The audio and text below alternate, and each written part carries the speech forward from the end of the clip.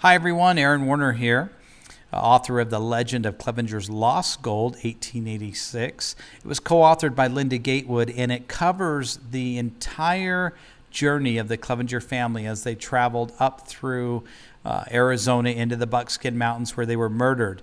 What's so unique about this story, aside from it being true, is the fact that the Clevenger family buried a lot of money before they were murdered, and that money is still sitting out in the Buckskin Mountains waiting for you to go and pick it up. So I want to start out today, guys, by letting you know the book is available on Amazon, and you can go get either a softback version or a Kindle version and read it.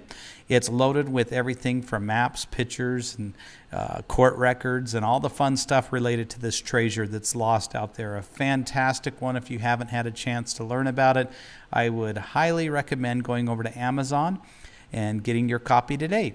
So let's get started. This is going to be the first video of a series of videos I'm going to create where we dive into a specific topic in the book and we discuss it. For some of you that may be interested in this story, I would invite you to listen in as I explore a portion of the book where Samuel Clevenger purchases property from a guy named Jerome B. Collins, and why this is so important to the whole entire story and the lost treasure legend. So with that being said, I want to jump in and just begin there.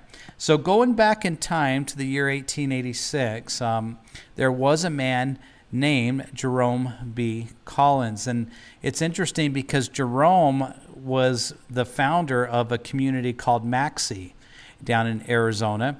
He moved there. He purchased a large amount of land. And that area, that town or that township of Maxey, that community, later became Fort Thomas.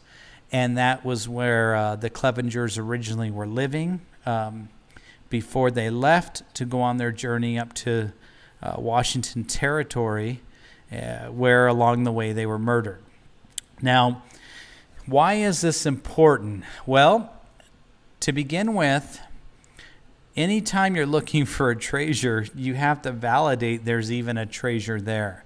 Now, the rumor and how this story works is that Samuel Clevenger sold his property to J.B. Collins, took the money, and took a bunch of horses in on trade, and then left to go up to Washington Territory to start a ranch up there.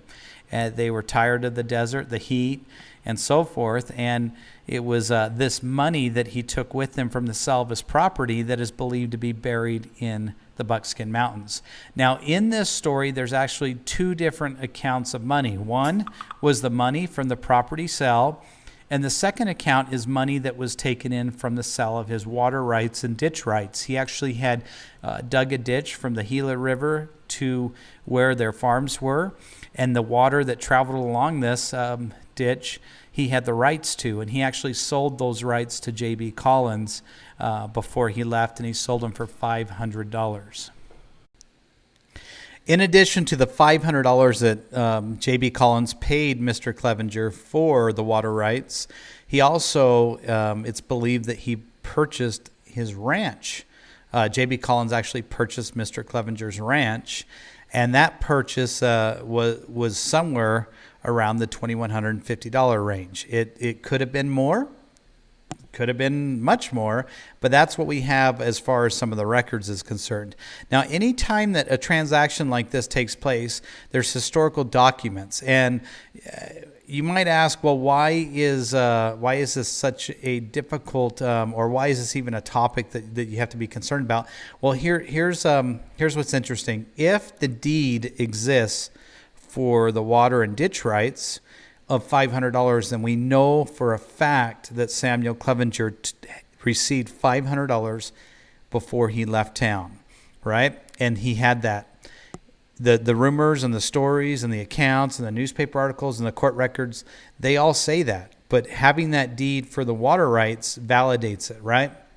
Now, if you could validate the amount of money that he received for the sale of his property and ranch, then all of a sudden you've got a validated account backed up by a deed that he actually had that money as well. Here's where the problem lies with the Clevengers is we actually have the deed for the water rights in the ditch, but the deed for the actual land is missing. It is not in the archives of Arizona. And that's where it gets interesting. That's what I want to talk about today, because I have a theory, and we're going to find out if I'm proven correctly over the next couple of months as I search for this deed. The amount specified for the property, Jim Roberts and John Roberts said was $2,150 is what he received. There's other accounts that say that he had as much as $6,000 that he left with. Other people say he received money in horses that were traded to him, and that's where the horses came in. But let's take a look at this. I'm going to actually show you guys how we do a little bit of research and do it on the screen and give you a chance to take a look at it. So as we research it. So let me pull up in front of me here a document. Okay. This is an actual patent is what they call it. And this was a patent that was filed. Now, this has to do with Jerome B. Collins. Okay. This is going to get real interesting, I promise. Okay. So stick with me. Jerome was the gentleman that purchased the property from Clevenger, right? So the question is who is Jerome B. Collins? Well, he is the individual that founded the community of Maxey, right? That later became Fort Thomas. Well, I went searching for the deed to the property that he actually purchased originally in that area for Maxey. Now, what's interesting is this is in the Department of the Interior General Land Office, Washington, D.C. Now, why is that important? This is a federal document. It's not a local state document like a traditional deed would be, which means that this was handled federally. Now, if the deed is missing in Arizona for the Clevenger property, is it possible that Jerome B. Collins and Samuel Clevenger both have their deeds filed federally with the Department of the Interior General Land Office? So this is my next lead on going after and locating the deed for the property.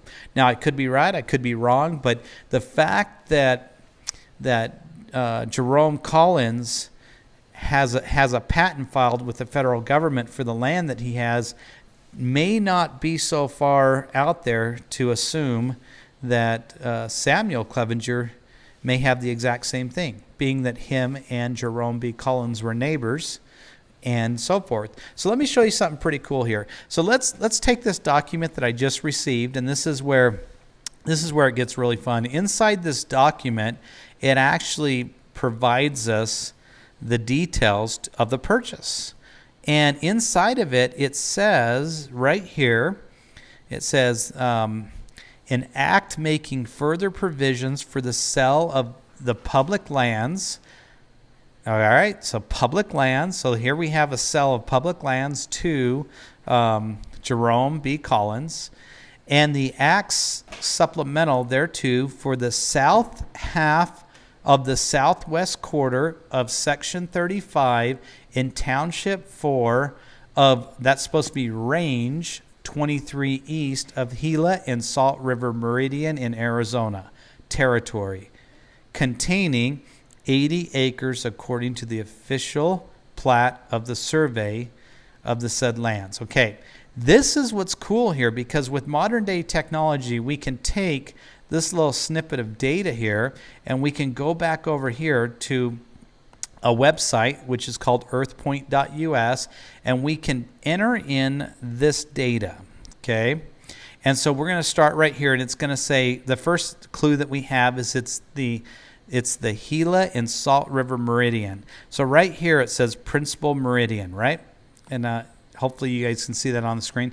So as I click on this, there's different options here underneath the state of Arizona. So I have Gila and Salt River Meridian in the state of Arizona. So that's the state of Arizona. And our township, I'm going to come over here to the township. It says it was the half of the southwest quarter of Section 35 in Township 4 south of range. So we have township 4 south of range, and let's go look at our range. Our range was 23 east, so we have 23 east in here of section 35, right? So what that's going to do is this is our data of where the property is located. This property that we're about to see is the property that J.B. Collins owned and he purchased from the federal government, right? So let's go ahead and hit this fly to on Google Earth, and we're going to go take a look at this. It's going to be pretty cool. Let me open up with Google Earth. And is it okay?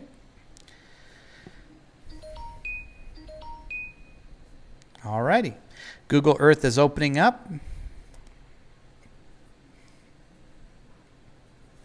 I'll close this down. And we're going to fly in, and it's actually taking those coordinates and it's going to map it out for us where the property is. Well, looky there. Isn't that interesting? Fort Thomas, right there. So this was right where it says that property was purchased by J.B. Collins. Now, do you remember what it said? It said that it was the south half of the southwest corner.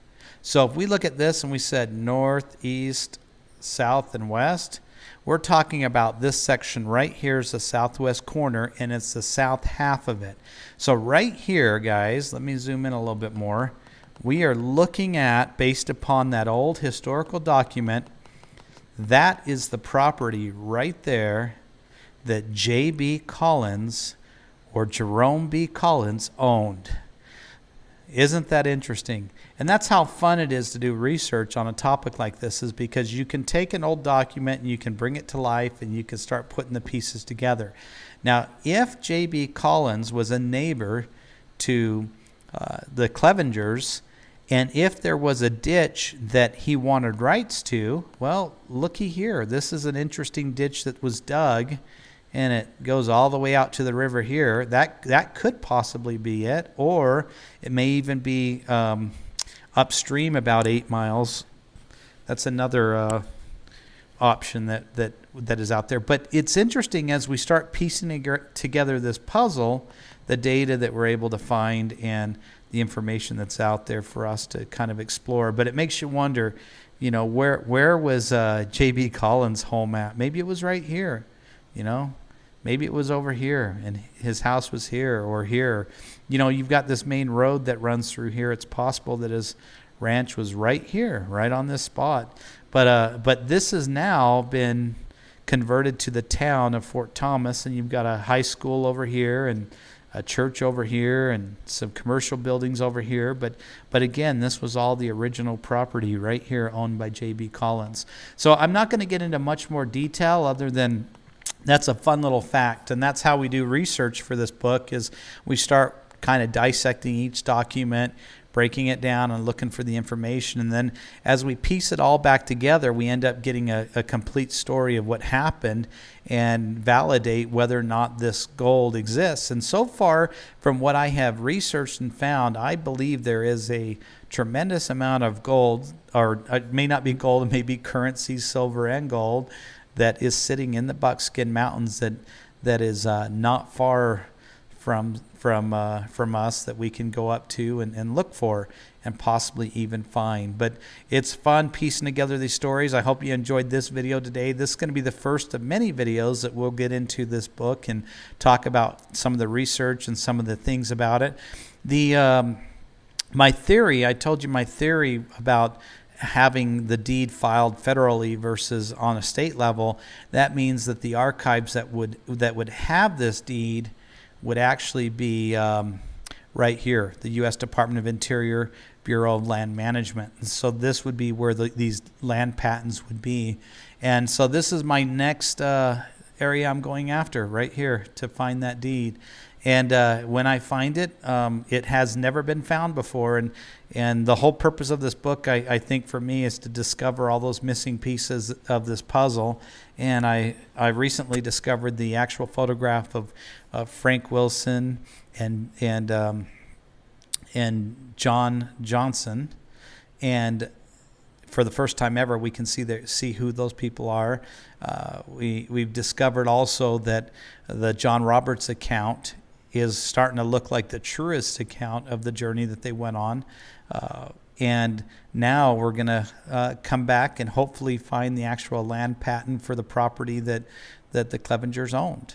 And if we can locate that, then that'll be a nice little piece of information as to where he was located. Now, the actual sale of the property to J.B. Collins, that might be a little bit more difficult to find because that should have been on a state level, not a federal level. So anyhow, hope you enjoyed this. Thanks.